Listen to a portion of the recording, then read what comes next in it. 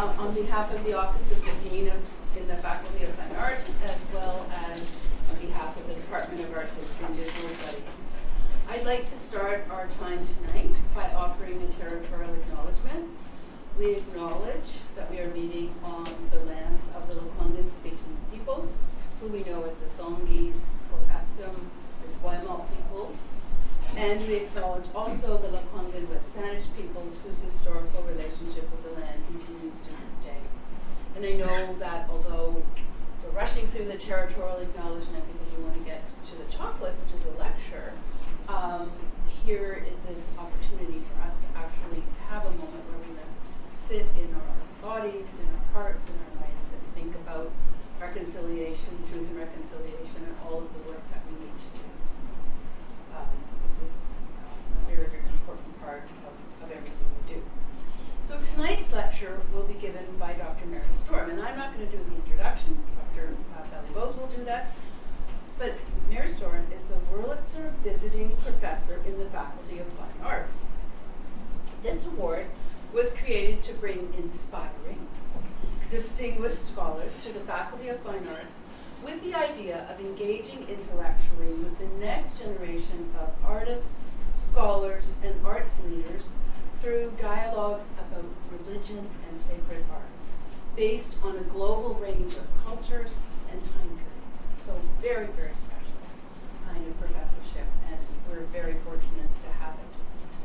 The Wurlitzer Visiting Professor is asked to give a public talk on the topic of their choice.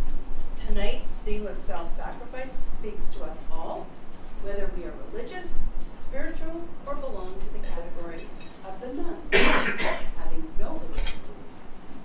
I know that we are going to learn a great deal about self-definition, the common good, and concepts of empathy. I feel very honored to be learning about all of these ideas tonight.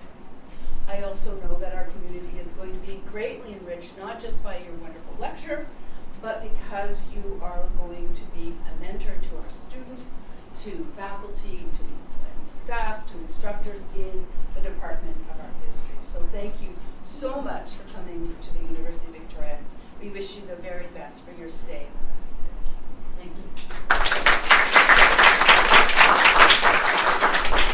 got to say my name. Oh, am I supposed to say my name? Yes, say your name. Hello, good evening. Thank you all for coming. My name is Malia Belle-Bose, and it is truly my distinct pleasure to introduce our very distinguished Wurlitzer visiting scholar, Dr. Mary Storm. Mary is a renowned scholar of South Asian art history, and her many publications cover an impressive spatial and temporal swath. And these include art and visual culture from medieval Buddhist and Hindu India to colonial and contemporary Sri Lanka and Myanmar. So I've enjoyed very much collaborating with Mary over the years, particularly because her scholarship is always so engaging and always flawlessly researched. Mary's critically acclaimed monograph, Head and Heart, Valour and Self-Sacrifice in the Art of India, was first published in 2013. And Head and Heart found renewed relevance during the COVID pandemic, even beyond our own discipline of South Asian art history, and it's now in its second edition. So on a personal note, it's especially exciting for me to welcome Mary, whom I've known for well over 20 years. She is truly my, what we call in Hindi, jigari saheli. And this is a word for a woman's dear female friend and confidant. Mary graduated the year before me from the South Asian Art History PhD program at UCLA, and she remains my academic big sister, mentor, and dear friend.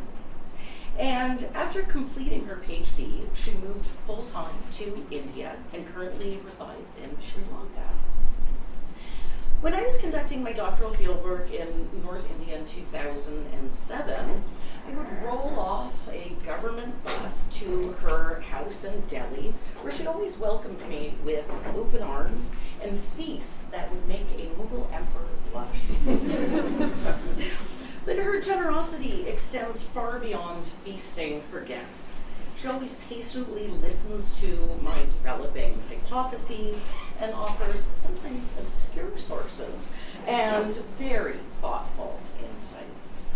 Every academic should be so fortunate to have a Dr. Mary Storm. She's a Saheli, she's a mentor, collaborator, and humsafar, or fellow traveler. She's always up for a Buddhist pilgrimage in Sri Lanka, visit to a Sufi shrine, or a crispy, spicy masala dosa from Andhra Bhavan in Delhi. So please join me in very heartily welcoming our distinguished speaker, Wurlitzer guest, Dr. Mary Storm.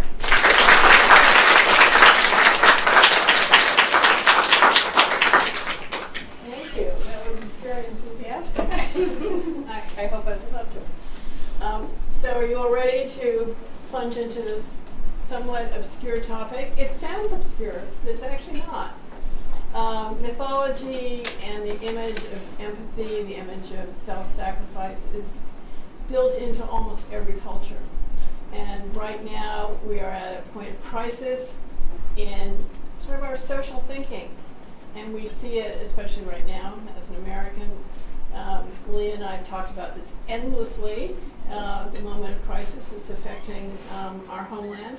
But it's something that turns up in every society at these junctures of change. And so looking back, when did this start? A long time ago, centuries and centuries ago, people started asking these questions about what makes us function as a society. How do we find agreement on things? How do we disagree? And how do we tell stories about that? So this is going to be a lot of storytelling tonight. So we use myth to tell stories that are uncomfortable. You know, stories about how families are formed, who has authority, what ideals do we want to pursue for kings? Do women have a place in the society? What is it? You know, all these things are sort of worked out in the removal of myth. You're all, I'm sure, familiar with the story of Prometheus. Prometheus was one of the Greek titans, and he made human beings out of clay. And he thought, you know, he was very proud of his production, and he wanted man to have fire. And after a squabble with Zeus, who else? It's always a squabble with Zeus, right? After a squabble with Zeus, he got into big trouble with the gods.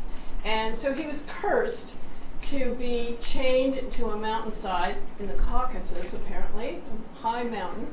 And every day his liver was torn out of his body, and then the liver would regrow, and the next day the same misery again. The idea being that for the ancient Greeks, the liver was the place of creativity, and sort of our soul, our essence was in the liver, not in the mind. And so the eagle is a symbol of Zeus. So Zeus didn't personally pluck out the liver, but he arranged for it to be plucked, shall we say. And Prometheus, on the other hand, means forethought. So he should have seen this coming, right? So when we get into these conflicts in society, often we see it coming, and we don't do anything about it. So here you can see poor Prometheus being, you know, attacked by the eagle, and we know what's going to come for him today and tomorrow and so forth. And eventually he is rescued. But this became a favorite topic of painting in a lot of cultures, especially in Renaissance painting. We see it over and over again. And here in this quite gruesome but magnificent eagle. Can we turn these lights down? Is it possible? Then you have a better image? Yeah.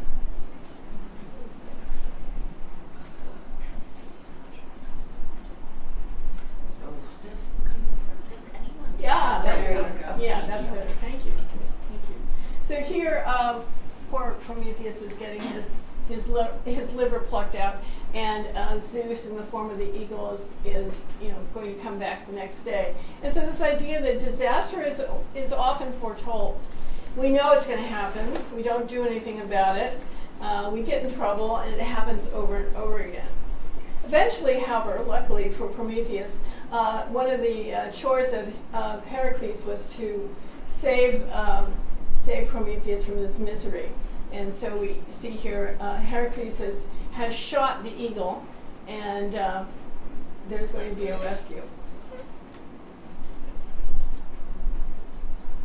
This idea that Prometheus represented the idea of not just hubris, but the idea of experimentation, creative thought, pushing the boundaries, and this became a dominant preoccupation with his imagery in the 19th century. So we see a lot of, Mary Shelley wrote her book called Prometheus Unbound, which was really the idea of what happens when you sort of experiment and go a little too far, and Dr. Frankenstein, makes a complete disaster out of his experiment. This idea that we can push ourselves successfully, but we can also have to watch where we're going. And in this painting by Thomas Cole, who is an English painter who took American residence, you see him in this very romantic, he's known for his landscape paintings, and here you see this very romantic image of Prometheus on the mountaintop, sort of as this glorious voice of experimentation that has to be controlled and protected. Okay, so this is, everyone's familiar with the story of Prometheus and what happens when things go wrong. But there's also myths and imagery are used to sort of establish the stability of social structure. So Purusha is the cosmic man in Hindu and other expressions of Indian thought, and he is the original person, the primordial man, and from his body comes the natural world, the animals, the plants, human beings, and human beings come from different parts of his body. The warriors come from his arms, and so on. Every part of his body represents some aspect of the world, of the cosmos, and he is also the first sacrifice. So from his breakdown and his body comes the structures of society. So all the particulars of the caste system are expressed in this breakdown of Purusha's sacrifice. And it's this idea that to create, we have to destroy.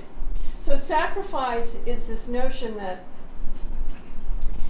it is the greatest offering possible, but it also implies a certain amount of hubris. Because if you are operating in this world of reciprocity with the divine, you are making the greatest gift possible of life, but you're also demanding interactions with the gods. So you're sort of embargoing heaven with this offering of your own life. So that gives a lot of power. And this idea that Purusha is he is the sacrificer and the sacrifice. He is the structure and the breakdown of structure. All these things are happening simultaneously. And his image is still around. I'm going to show you quite a few of these sort of what we call calendar prints that were produced with the introduction of mechanical printing in the 19th century. And some of them are they're not as elegant as some of the paintings, like the painting I just showed you that's such a gorgeous image. These calendar prints don't have that lineage, but they're ubiquitous. And so people are familiar with these images because these prints are everywhere in India. So what does that mean when the prints are everywhere or the image is everywhere? It means that people are familiar with these stories. Nowadays, we don't expect to see these images of Greek myths so prominently displayed in every shop or in everyone's home. you wouldn't expect to go over to your friend's parents' house for dinner and see some, the whole panoply of Greek gods. But you might very well still see that in an Indian home. That when I noticed when I was first living in India, as an American, or North American, shall we say, when I was a kid, if somebody said, "Oh, let's tell a story," or "Tell me a story," people would often interpret that as, "I'll tell you when I got my first bicycle," or "my first Thanksgiving," or something that's very much a personal experience. If you say that to an Indian kid, "Tell me a story," they will often tell you a story from mythology, from Hindu mythology, Hindu stories that everybody grew up with. An episode from the Ramayana, the Mahabharata. These are stories that people still learn. If you said to your little cousin or a child, "Okay, tell me a story," they are unlikely to launch into the episode from the Iliad, right? They're more likely to tell you something that's personal. So one of the greatest stories that everyone is familiar with is the great story of the Ramayana, which means the sort of the wanderings, the tale of Rama, of Lord Ram. And Ram married Sita. Sita, in this lovely sculpture from the 11th century, Sita was the daughter of royalty herself, but most importantly, or sort of divine royalty, most importantly, she was the daughter of Bhudevi, the earth goddess. And Sita means the furrow that a plow makes in a field. So she is the emblem of fecundity, fertility, growth, and all those good things that come from the earth. And her identity really, she didn't just appear with Ram. She has a very ancient history going way back into Indian antiquity. So she has this idea always of nurturing and regrowth. She has parallels with Persephone in Greek myth, this idea that she represents the seasons, the spring season, the renewal of the earth, and she is going to have a time when she is kidnapped and the earth is going to suffer, and then she will return, and that kind of nurturing nature goddess. But in the Ramayana, she's quite present as a human queen. She has this representation as a human queen. And her husband, Ram, is the heir to the throne of Ayodhya, which is a small town in North India. And so he's heir to the throne, and his stepmother decides that her son should be placed in the position of heir apparent. And so through various wiles, often attributed to stepmothers, she positions herself so that she is able to extract this promise from her husband that her son will be made the heir apparent. And so rather than cause chaos in the kingdom, Ram and his other brother, Lakshman, and Sita, Ram's wife, they all decide they'll go and live in the forest, and they end up living in the forest for 14 years in exile. And they have this actually quite lovely life in the forest. Here we see Lakshman is plucking a thorn from Ram's foot, and their friend Hanuman is taking a drink from the river, and the trees are in blossom. And I mean, it really looks quite nice. But the description of the forest is often carefully delineated as this very rich place where animals and fruits, and it's lovely. Yes, it's exile, but it's quite a nice exile. Then trouble happens. And so one day, this demoness, Surpanaka, appears, and she falls in love with Ram. And there are different descriptions of who she is. In some descriptions, she's portrayed as sort of a lovelorn woman who is dying to find a man. She's just, she's lovesick. And she sees Ram, who's of course divinely handsome, and he says, "I'm sorry, I'm married, I would never betray my wife, find someone else to fall in love with." And so she then casts her eye on Lakshman, who is annoyed by her attentions, and he cuts off her nose and her ears. And so here in this scene, Ram is saying, "I'm sorry, I'm married," and she's looking desperate. And then Lakshman will come about and cut off her nose. So here, over here in the corner, you see that Lakshman's. We're going to do this right.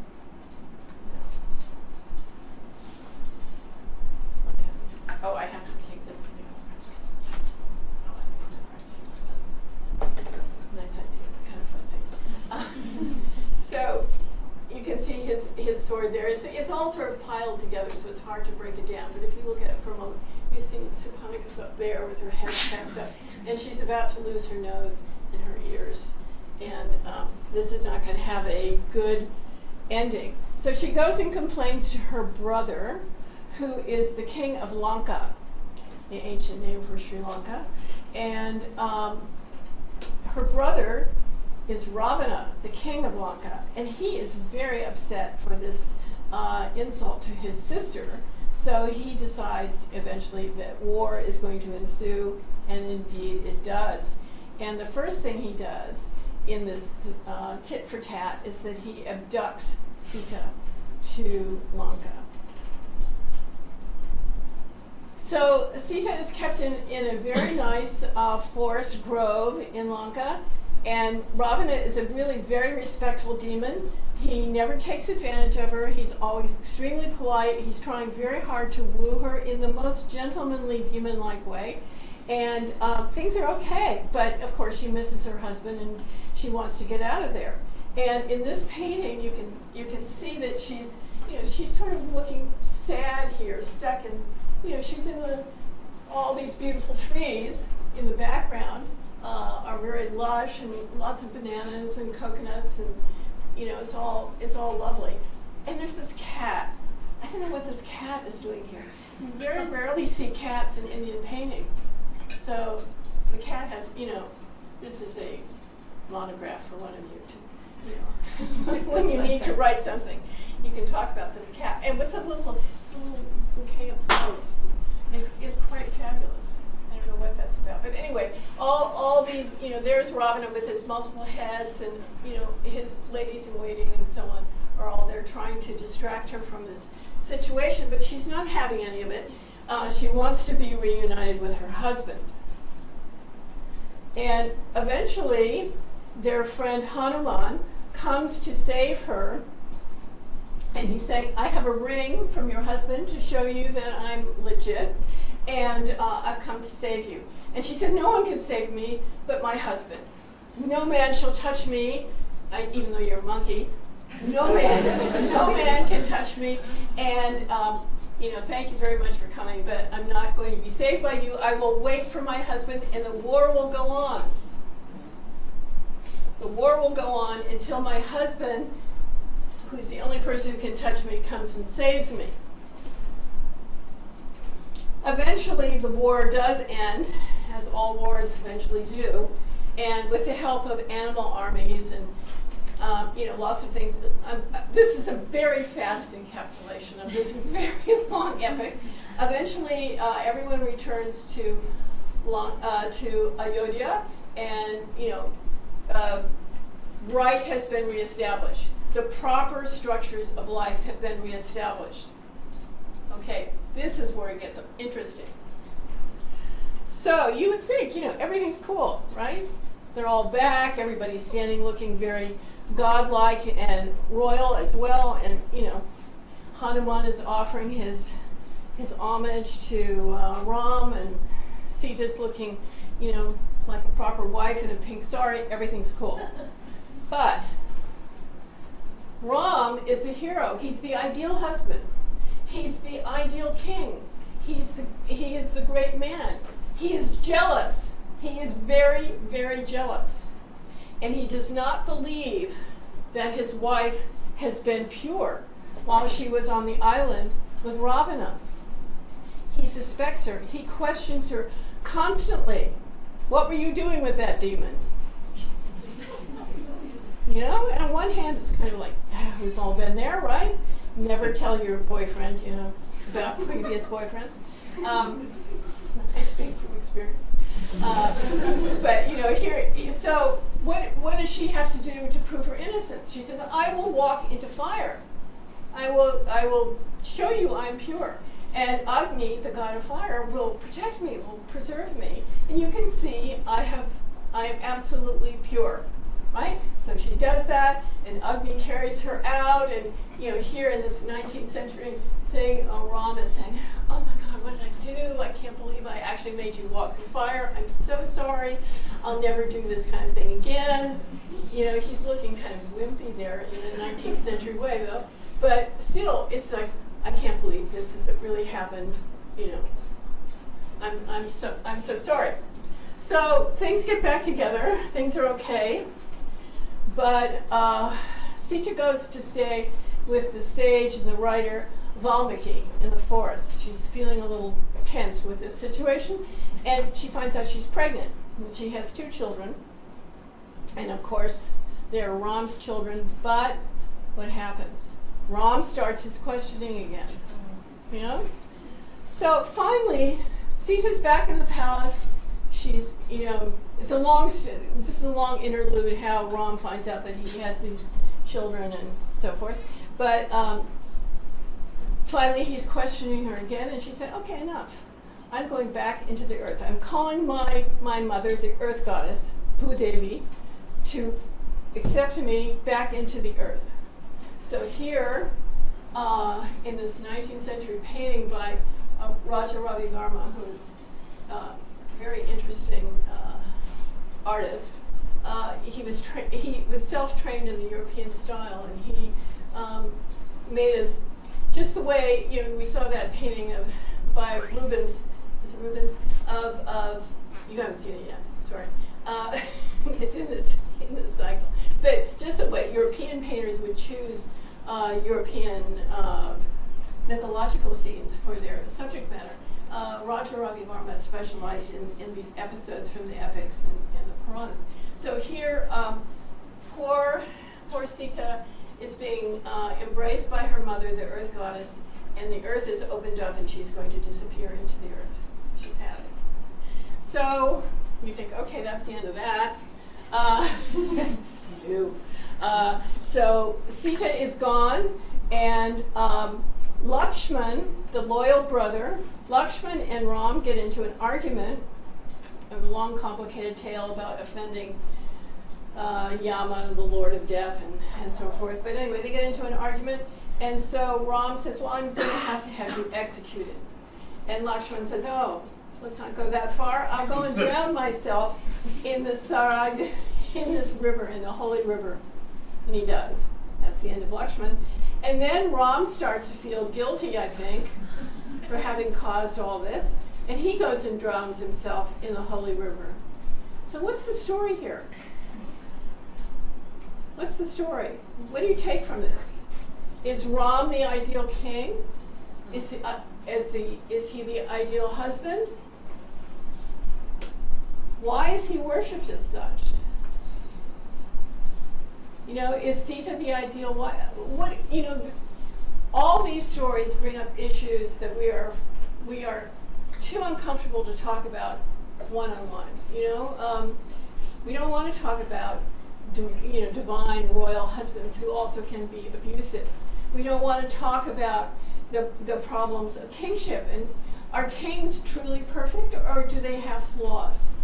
Heroes have flaws. Heroes are people who screw up and manage to nevertheless go on the journey to find the best that they can do.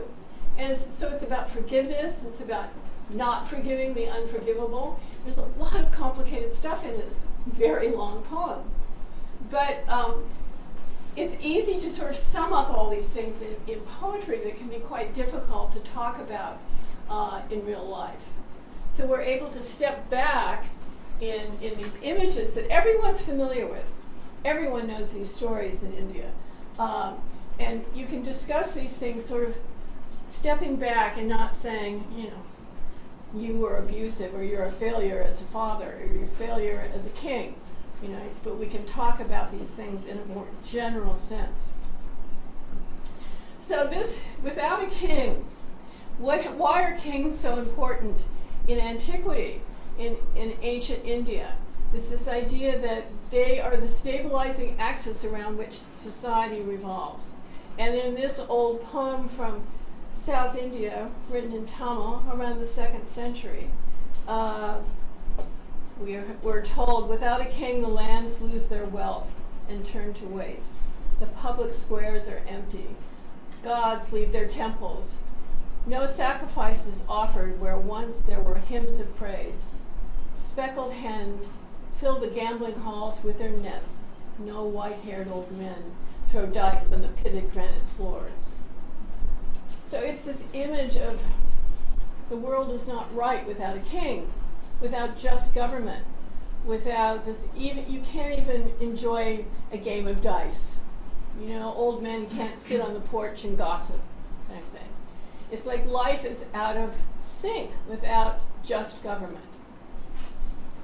So Ram represents just government, but he also represents the flaws of a king. So here, we're stepping back to Greece, back and forth. And I was interested in comparing these two traditions because there are many parallels. Because they're talking about universal truths, universal stories that we can all relate to. So,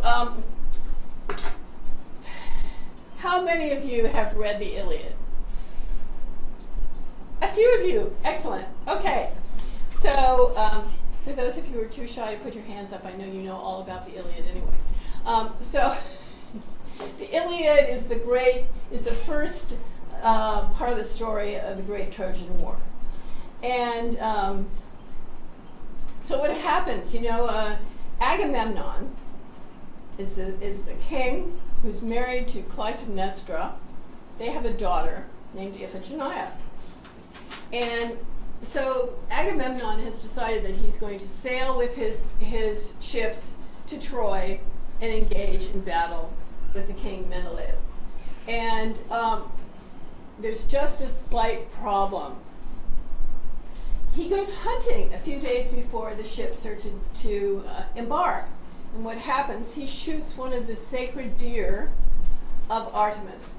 So Artemis, the goddess of the hunt, is very angry, and she arranges that the winds will not fill the sails of Agamemnon's ships.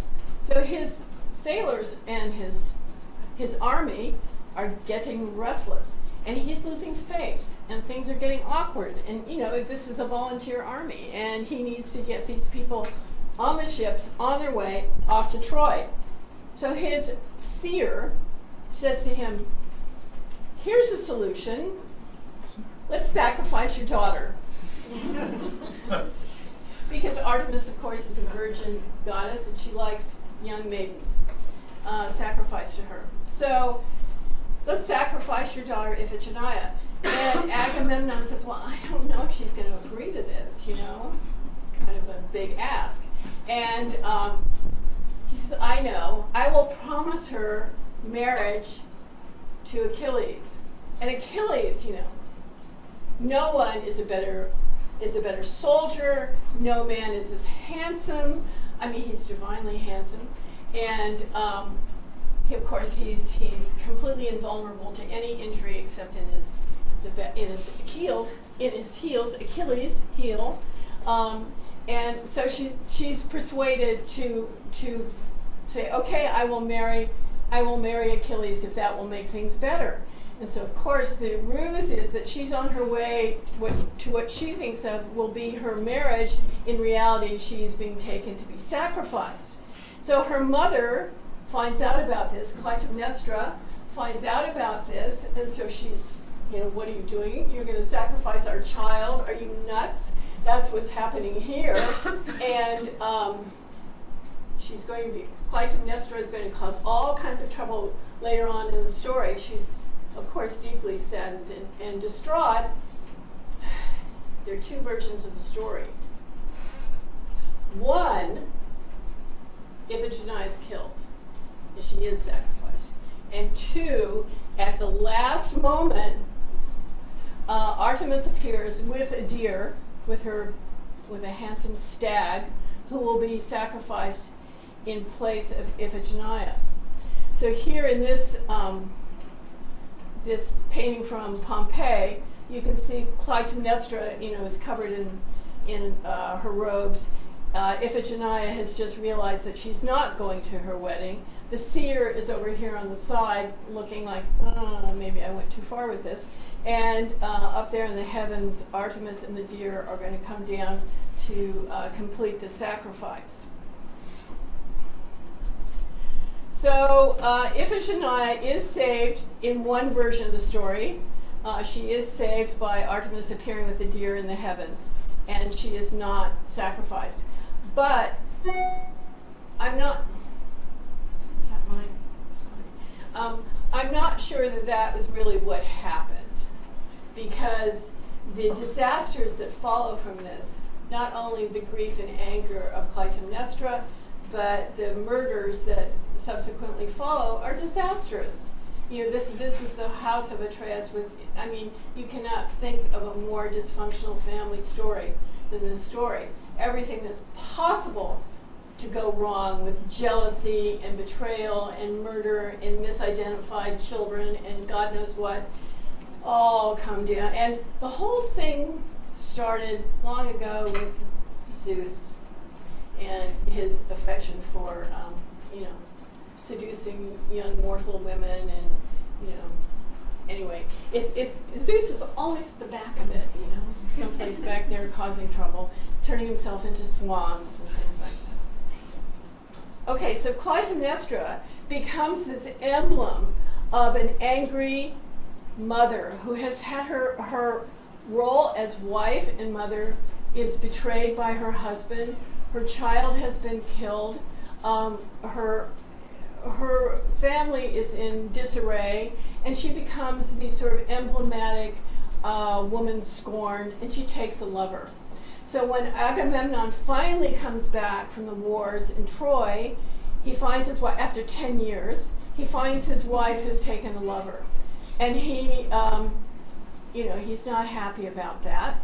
And nor is Clytemnestra happy to see him, and eventually she murders him. And it all goes south. It's terrible. So, but what is this story? What is it about families that are crazy and dysfunctional? That's human beings, right? I'm sure everybody in this room knows somebody who has a crazy family. If not your own, somebody's. It's the human condition. And so in these myths, we're able to talk about, these are the things, I would never do that, I would never do that. I wouldn't murder my husband, unless he gave me a little bit of reason. You're able to break down these notions of what do we want in society? How are we going to structure crime and punishment? How are we going to expect women to behave properly? How should husbands behave properly? How should kings behave? We can talk about all these things in the abstraction of these stories. This is a 19th century painting of Clytemnestra holding her bloody axe and looking like, okay, as our students say, fuck around and find out. This is that kind of image of just enraged woman who has no regrets. But of course she will have regrets as time passes and other terrible things happen. But it's this message of step back before you engage in threatening others, before you bring on more violence onto your family. And of course in the 19th century, why was this a popular painting? What do you think? Come on, take a guess. Speak up. Why would this have been a popular subject matter? She's so shy. In terms of, I think British art was all about like the pre-Raphaelites, sexualized and hypersexualized female, or the ideal, like the Victorian woman. So I think in that way it's kind of ruptures this notion of what an ideal woman is. Yes. Perhaps. Yes. Yeah. Well put. Yeah. So there were a lot of women pushing back against this, and so people like Collier was perhaps. Okay, so back to this idea of kings and social stability.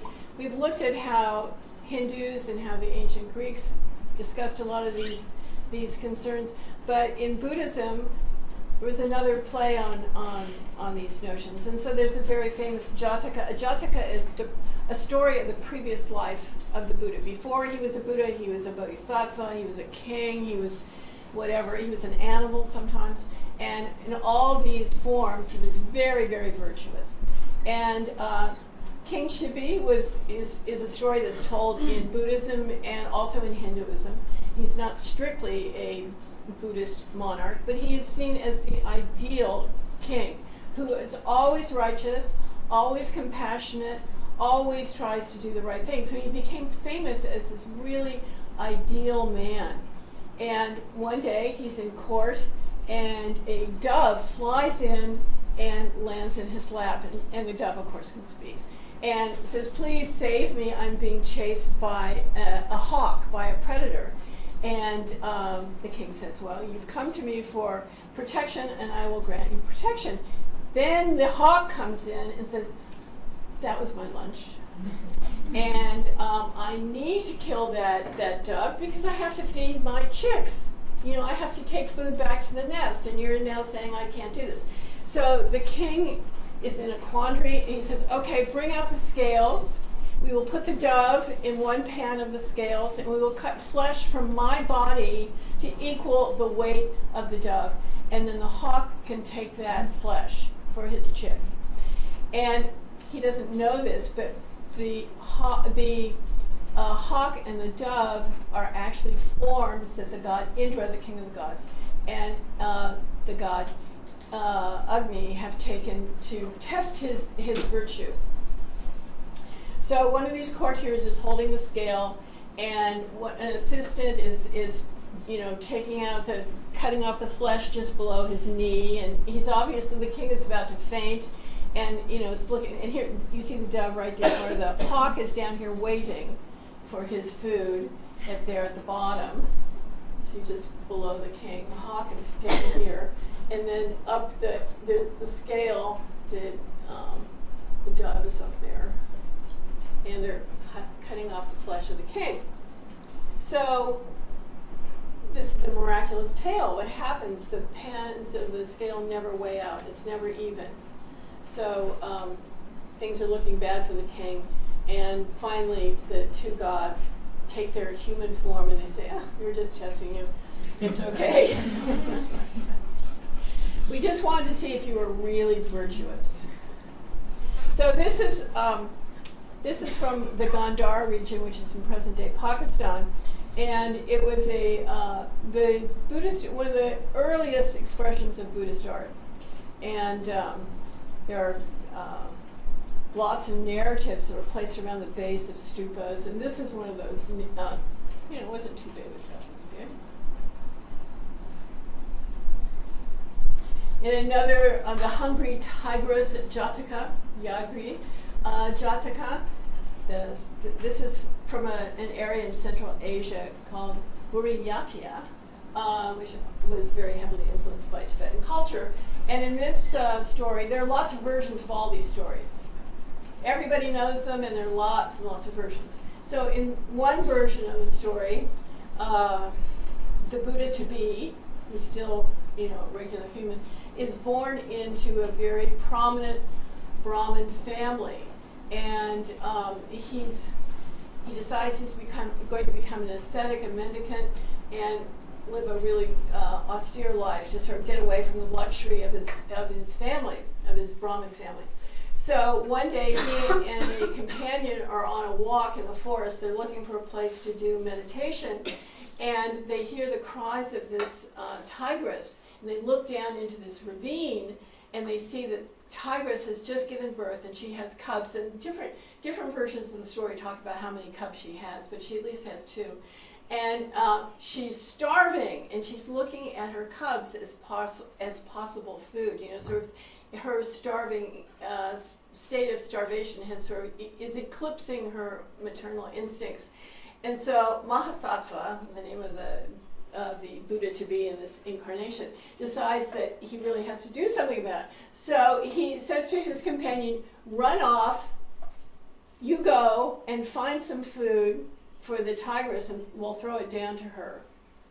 And so his companion leaves, and he knows that it's very unlikely that his companion is going to come back with suitable tiger food in the next half an hour. So he decides the best thing to do, he will offer himself. And so he jumps off the edge of the cliff to feed the tiger. And he's reborn in a better incarnation. But the idea is that when you see something terrible is about to happen, and there's maybe something you can do about it, you have to make this choice. You make the choice of, do you sacrifice yourself, or do you step back and keep yourself safe, and maybe you may have a good plan that may or may not work. But obviously he knew his companion would have stopped him, so that's why he sent his companion off to find the food. Go and find an antelope around the corner, So what do we do when there's a crisis and we see someone in distress? Do we say, oh, I don't want to get involved, I've heard this story before, or do we get involved? Do we take that step in to help someone? So, every kid knows this story, and, you say, well, what's your take on it? What's your take on this story? How would you interpret it?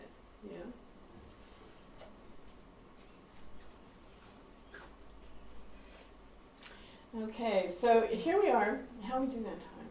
Am I okay? We have until. Oh yeah. Okay. I think you're okay. Yeah. Okay. So this is a goddess that I've written about a lot, Chinnamasta. I love her because she's so dark. So she, Chinnamasta means she of the cut head. You can see why.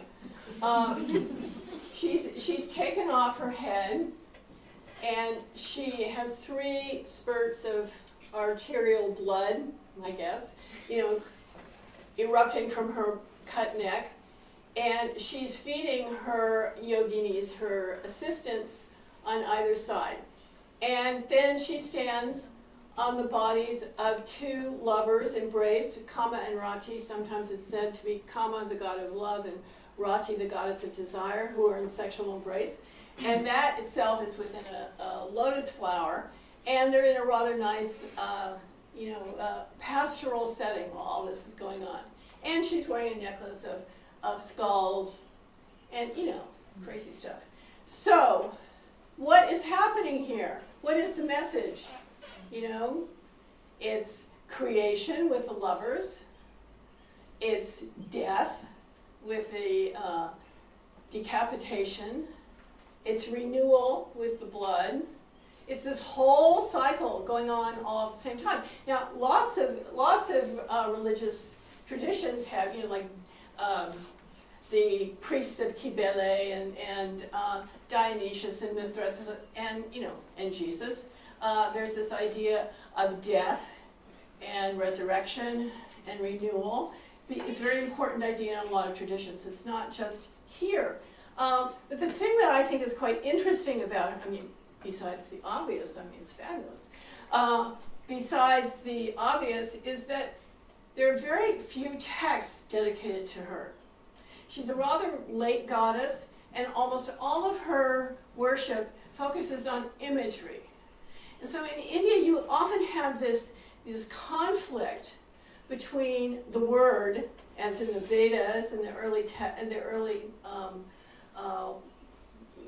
disquisitions of philosophy and ritual and sacrifice and so on. You have this sort of superhuman focus on memorizing these scriptures, which will become, they're originally oral, but become written down, and imagery. I think anyone talking about India thinks of the rich tradition of imagery, of amazingly ornate temples or beautiful paintings with every color perfectly aligned to bring out the divine. It is the most visual culture, I think, in the world. And here you have very few texts. She is one of the Das Mahavidyas, one of the 10 goddesses of knowledge, but she's also worshipped in her own right. The other Mahavidyas don't have so much attention paid to them, but she has her own story, and her story is an image. And there are lots and lots of variations on this, but it's sort of all summed up in this one portrayal of this. She's described as voluptuous, as a 16-year-old girl with skin as red as the red China rose, and with perfect breasts like melons, and all these wonderfully ornate descriptions of young female beauty. But she's also this goddess who demands sacrifice, which you can tell from her garland of skulls around her neck. And her attendants are very demanding. It's like the devotee who demands interactions with the gods. They're always saying, we are hungry. We need blood. Feed us now. And she said, I'm busy. I've got other things to think about. No, we want food. We want food. And she eventually capitulates and does, she cuts off her head and feeds them with her blood. So, we have this idea that somehow the gods live in another world, and we can be pestering. Human beings, we adore the gods, we've invented them, we know their stories, we want to interact with them, but we can also be pestering. And I think that's a very charming revelation too. This idea that, people say, oh, well, I prayed and this happened for me and I was able to, do whatever it was because God was watching out for me. It's like, does God mind being pestered? Sometimes, yes, in this case.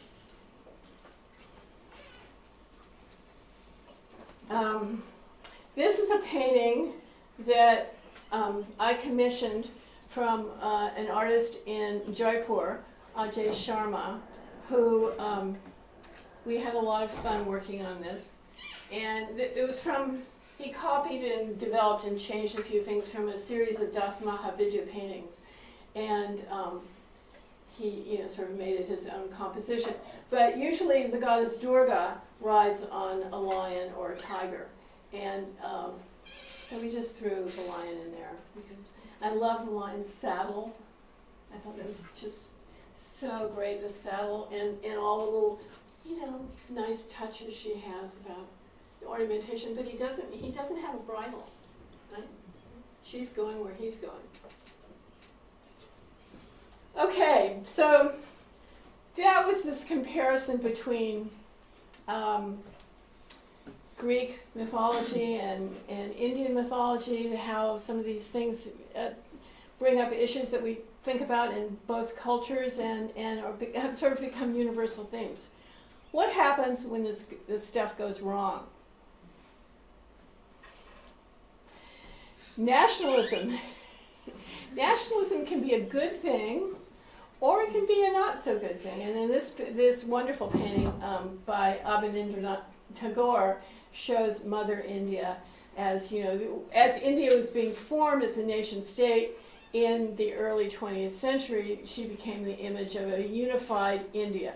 India was never a unified state. The closest it had ever been was under the Mauryas, in the 3rd century BCE. So this idea that it was going to be a unified state, there was a lot of manipulation of how to create this image of a unified nation. And so this is one of these paintings that is used in a very delicate and refined way to say we are a unified state. So she's holding a hank of cotton, she's holding a book, that rectangular thing in her upper arm. She has a sheaf of rice paddy, and she has a rosary, a mala, in her other hand. So, and she's standing on this global form with lotuses, and it is an absolutely lovely representation of a unified nation. But sometimes we get a more nitty-gritty version of Mother, whoever it is. In this case, Marianne, who is the embodiment of France. This was painted by Delacroix.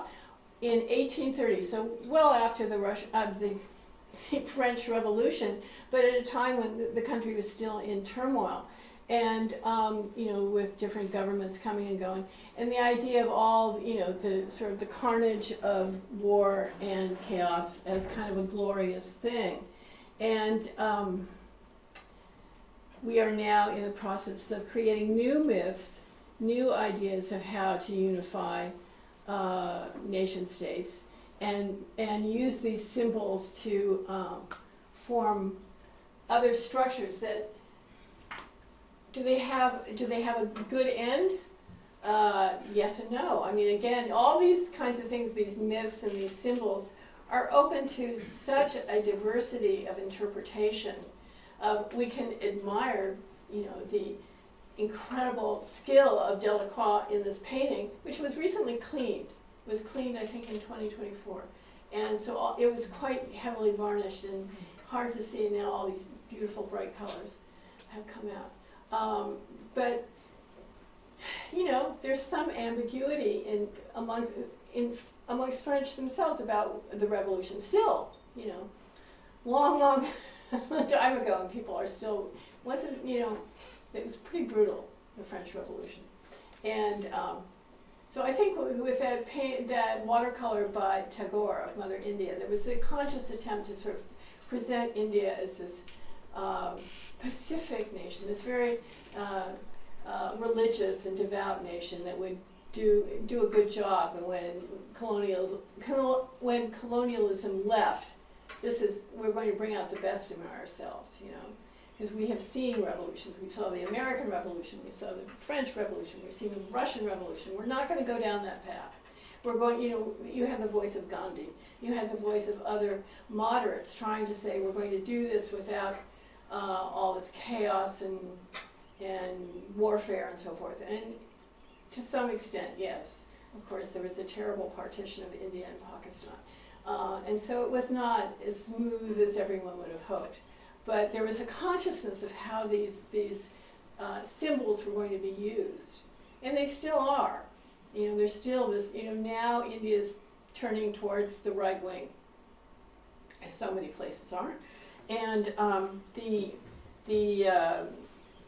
present government is very much a Hindutva government, is very much of a pro-Hindu nationalism, and is drawing on all kinds of, rebuilding temples, using new imagery, trying to find these myths that will underlie the establishment of a religious majority nation. Okay, so there I am.